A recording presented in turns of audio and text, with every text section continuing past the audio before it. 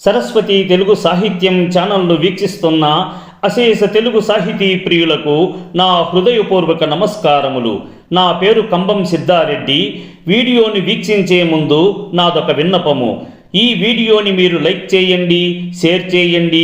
ఈ వీడియోపై మీకున్న అభిప్రాయాన్ని కామెంట్ రూపంలో తెలియజేయండి. మీరు మా ఛానల్ని కొత్తగా వీక్షిస్తున్నట్లయితే వెంటనే సబ్స్క్రైబ్ చేయండి. పక్కనే ఉన్న గంట సింబల్ని నొక్కండి. తద్వారా మేము చేసే వీడియోలన్నీ మీకు నోటిఫికేషన్ రూపంలో చేరడం జరుగుతుంది.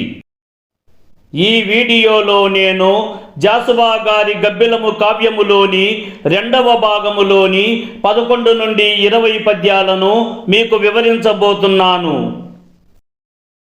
ఆ వాల్మీకి నిసర్గ జంతు కరుణా వ్యాసక్తియే సత్కవిన్ కావించన్ వెడలించె రాముని కదా గాంగేయముం కానిచో త్రోవల్ కొట్టెడు బోయకే గురువు నేర్పం దివ్య గీర్వాణముం ఆవేశించి కళాదిదేవి వరమీయన్ విద్యలే మాత్రముల్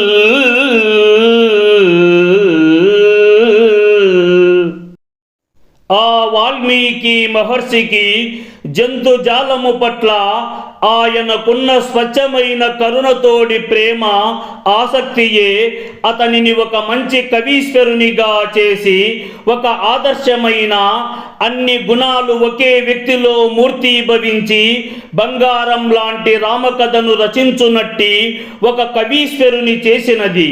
కానిచో దారులు కాచి దోచుకునేటట్టి ఆ బోయకు ఏ సద్గురువు నేర్పించగలడు? అత్యంత పరమ పవిత్రమైన సంస్కృత పద భూయిష్టమైన అరణ్యము వంటి సంస్కృత భాషా పరిజ్ఞానాన్ని ఎట్టి గురువు నేర్పించను?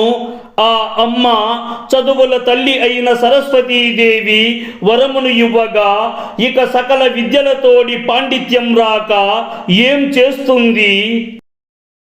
ఎదురై వచ్చెనే కాళిదాసుని లసత్శృంగార సందేశమం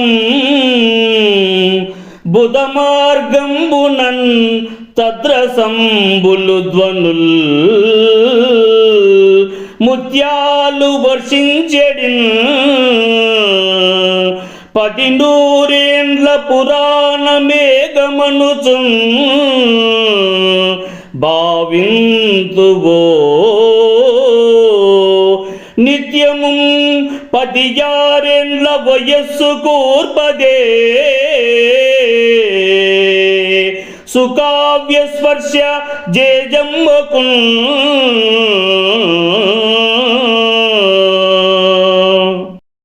ఓ గబ్బిలమా, నీవు ప్రయాణించే సమయమునందున ఆ మేఘాల మార్గములలో నీకు ఆ మహాకవి కాళిదాసుని శృంగారముతో కూడినట్టి సందేశము నీకు ఎదురుగా వచ్చినదా? దాని ఎందలి రసత్వముతోడి స్ఫురించునట్టి ధ్వని విశేషాలు ముత్యములలా వర్షించును. 1000 సంవత్సరముల పురాతన కావ్యమేఘమని భావించదవో అది నిరంతరము చదువుల తల్లి సరస్వతీదేవికి మంచిదైన కావ్య స్పర్శతో కూడిన 16 సంవత్సరాల వయస్సును కూర్చుతున్నది కదా. జనముల్ మెచ్చు రసప్రసిద్ధ మగు నా సందేశ భారంబుతో జనముల్ సత్సు విమానమాలికలా గర్జాభీసనంబౌ ప్రభంజన మార్గంబున నీ ప్రయాణమెటులన్ సాగించి నెగ్గించితో చనుకండేరవు గండముల్ తబిసి పక్షి జన్మ సన్మార్గులన్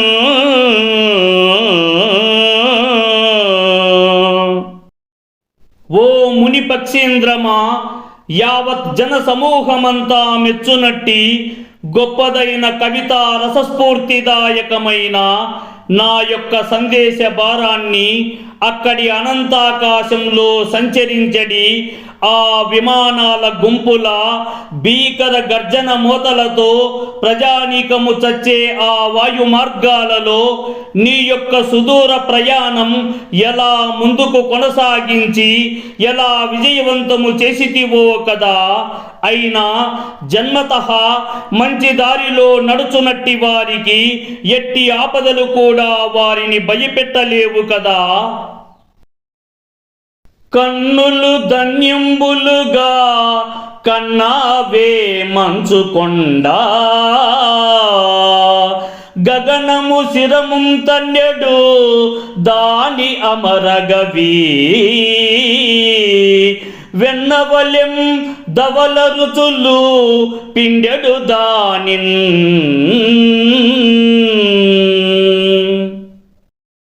ఓ గబ్బిలమా, నీ యొక్క నేత్రములు ధన్యత చెందేలా అనంతపు ఆకాశాన్ని తలదన్నేటట్టి మిక్కిలి ఎత్తైనట్టిది అమరగవి, వెన్నలాంటి స్వచ్ఛమైన తెల్లటి కాంతులు వెదజల్లునట్టిదైన అక్కడి వెండి కొండను చూచితివి కదమ్మా. ఆ కొండయే ఇండియా విరోధుల దండు, గుండె గాలంబైన వెండి కోట. ఆ కొండయే ముతియపు దండ, భారతోర్వి మాతృమణికి కిరీటభూష. ఆ కొండయే పర్వతాగ్రగణ్యములైన కుల పర్వతముల నిక్కులకు నిక్కు. ఆ కొండయే రజతాచల స్వామికి మణిమయ కళ్యాణ మంటపంబు. సింధు గంగా మహానదుల్ చిన్ననాడు ప్రాకనీర్చిన అపరంజి ప్రస్తరములు పాద చిహ్నలు పరికించి వచ్చినావే. కలుసములు పాయ కన్నుల కరవుదీరా.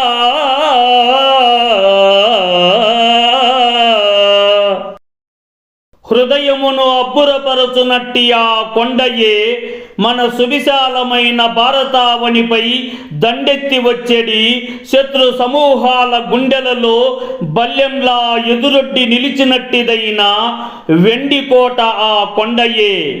ఆ కొండయే భారతావని ముద్దు బిడ్డలకు తల్లి అయిన భారతమాత శిరస్సున అలంకరించునట్టి ముత్యాల దండ. ఆ కొండయే అనేక కొండలలోకెల్లా ప్రథమ స్థానములో నిలుచునట్టి 7 కులపర్వతాల కంటే కూడా మిక్కిలి ఎత్తైనది. ఆ కొండయే వెండి కొండకు అధిపతి అయిన ఆ పరమేశ్వరునికి మణిమయంబైన కళ్యాణ వేదిక. సింధు గంగ లాంటి మహానదులు ఎన్నో బాల్యంలో జోగాడడం నడకలు నేర్చినట్టి బంగారు దారుల వెంట పాదాల గుర్తులు పాపాలు పోయే విధంగా నీ కళ్ళ నిండా చూసి వచ్చితివి కదా. ఇంద్రధనువు పట్టి సాంద్రాబ్దవన వాటి మెలగుచున్నవాడు మృగయుడొకడు. వాడు గొంతు పిసికి వసుధపై విసరిన జంతుతతులు నిమ్న జాతి జనులు. ఇంద్రధనువును చేతపూని కమ్ముకొన్న దట్టమైన మబ్బుల అడవి మధ్యన ఒక వేటగాడు జంతువులను వేటాడడానికై సంచరిస్తున్నాడు. ఆ వేటగాడు గొంతు నులిమి వాటినన్నిటినీ ఒక్కొక్కటిగా చంపివేసి భూమి మీదకు విసరివేసినట్టి జంతుజాలము యొక్క గుంపులే తక్కువ జాతి కులములలో పుట్టినట్టి జనులు. గర్భ ప్రతిభా సముద్రులకు శిల్పాచార్యులు హింపగా మూగంబడ్డ శకుంతముల్ పలికి గుంపుల్ కట్టి కీర్తింపగా వేగుంజామున రంగులద్దు అలశిల్పి బ్రహ్మ దే గ్రామమో బోగట్టాకని వచ్చితే రసమయంబుల్ తత్కలా పద్ధతుల్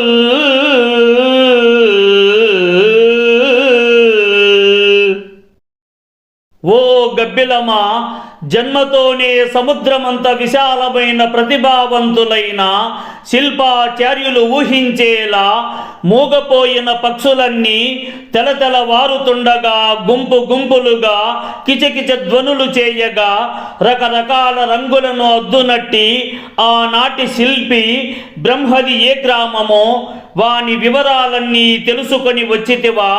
రసాన్వితమైనవి కదా అతని సృష్టి కళా సౌందర్య విధానము, ఎంత గొప్పదో కదా. బెలుకుంచూపులు కుల్కుపోకడలు చూపి చూపకూరించుచున్ జలదాగారములందుతో చెదరు కన్యల్ కొందరీక్షించితే పులుగుం చేడియ అబ్ది గర్భములలో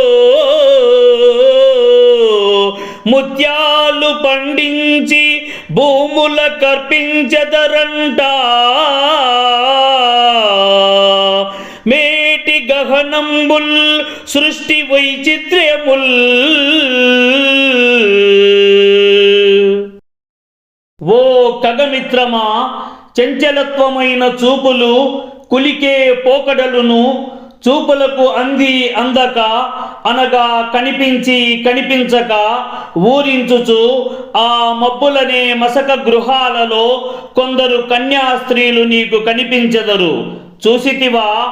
ఆ సముద్రపు అగాధాల లోతుల్లో ముత్యాలను పండించి భూమి తల్లికి సమర్పించెదరట. ఈ సువిశాలమైన సృష్టిలోని ఎన్నెన్నో అబ్బురపరుచునట్టి విషయాలన్నీయు గొప్ప రహస్యాలే కదమ్మా.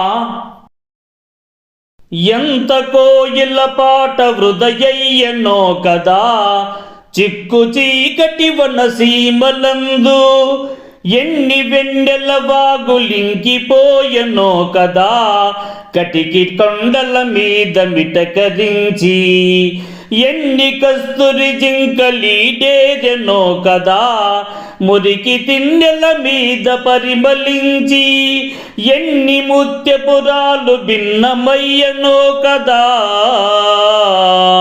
పండిన వెదురు జంపములలోన ఎంత గంధవహనమెంత తంగెటి జున్ను ఎంత రత్నకాంతి ఎంత శాంతి ప్రకృతి గర్భమందు భగ్నమైపోయెనో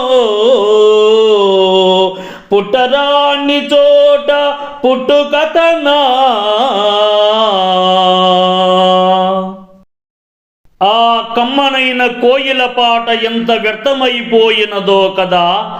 చాలా దట్టంగా అలుముకున్న కికారణ్యాలలోని వనముల యందు వ్యాపించినట్టి చిమ్మ చీకటిలోని ఎన్నెన్నో వెన్నెల వాగులు ఇంకిపోయాయో కదా. ఏ మాత్రముయునో దయలేనట్టి అక్కడి కొండల మీద పడుకొని గుడ్లప్పగించి తెల్లబోయిన ఎన్ని కస్తూరి జింకలు నశించిపోయాయో కదా. అక్కడి మురికి తిన్నెల మీద సువాసనలు వెదజల్లుతూ ఎన్నెన్ని ముత్యాల రాళ్ళు చెదిరిపోయాయో కదా. బాగా పండినట్టి దట్టమైన అక్కడి వెదురు గుబుర్లలో ఎంత పరిమళభరితమైన వాయువులు, ఎంత తంగేటి జున్ను, ఎంత రత్నకాంతి, ఎంత శాంతి, ఎంతటి ప్రతిభా పాండిత్యం మేధస్సును కలిగినట్టి వారు ఎందరెందరో ఈ నిమ్నజాతి జాతీయులు ఈ అంటరానితనం కలిగినట్టి జాతులలో పుట్టడం వలన ఈ సువిశాలమైన ప్రకృతి అనే కాలగర్భమునందు కలిసిపోయారు కదమ్మా. నెలలోనున్నది వృద్ధురాలొకతే, గాంధీ శిష్యురాల్నిచ్చలు జలుగున్నూలు తయారు చేసి కొనుచు జీవించు. జేజమ్మ కొండల అల్లుండు శిరాన నుంచుకొని సన్మానించెడిం పండు వెన్నెల పూదోటలా విశ్రమించి మన సందేశంబు ఆలించెనే.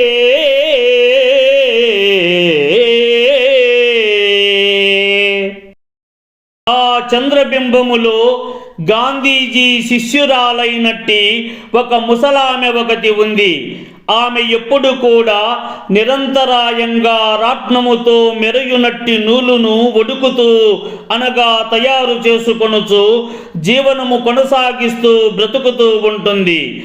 పర్వతరాజైన హిమవంతుని అల్లుడు అయినట్టి ఆ పరమశివుడు ఆ చందమామను ఎప్పుడు కూడా తన శిరోభాగమున ధరించి గౌరవిస్తాడు.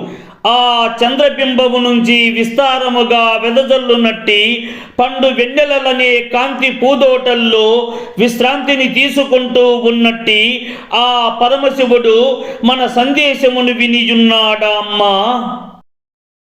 మీరు నా నుంచి సాహిత్యమునకు సంబంధించి ఏ అంశాలను కోరుకుంటున్నారో తెలియజేయగలరు. అట్టి వాటిని నేను వీలైనంత త్వరలో చెప్పుటకు ప్రయత్నిస్తాను. ఇట్లు మీ కంబం సిద్ధారెడ్డి.